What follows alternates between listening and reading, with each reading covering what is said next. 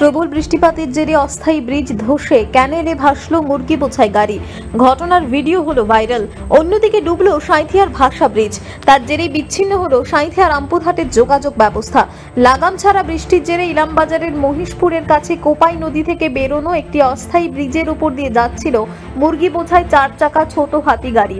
টানা লাগাম ছাড়া বৃষ্টির জেরে নরম হয়ে যায় অস্থায়ী ব্রিজের মাটি। এরপর মুরগি বোঝাই গাড়িটি অস্থায়ী ব্রিজের উপর চাপা মাত্রই মাটিতে নামে ধস। তার জেরে গাড়িটি পড়ে যায় ক্যানেলে। যদিও এই যাত্রায় গাড়ি থেকে ঝাঁপ দিয়ে প্রাণে বাঁচেন গাড়িতে থাকা ড্রাইভার ও খালাসি।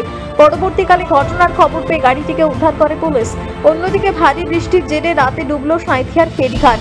আর তার জন্য সমস্যায় পড়তে হবে সাঁইথিয়ার মানুষকে, কারণ সাঁইথিয়া থেকে রামপুরহাট বা কোটাসুর যাওয়ার দিকের যে নতুন ব্রিজ সেটিও সংস্কারের কাজ চলার কারণে দীর্ঘদিন ধরে বন্ধ হয়ে রয়েছে। এমতো অবস্থায় সাঁইথিয়া থেকে রামপুরহাট যাওয়ার একমাত্র রাস্তাটিও ডুবে যাওয়ায় সমস্যায় পড়তে হবে সাঁইথিয়া সহ আশেপাশে এলাকার মানুষকে। কারণ এই ভাষা ব্রিজ ডুবে যাওয়ায় সাঁইথিয়া থেকে রামপুরহাট যেতে গেলে প্রায় 40 থেকে 50 কিলোমিটার পাড়ি দিয়ে ঘুর পথে যেতে হবে।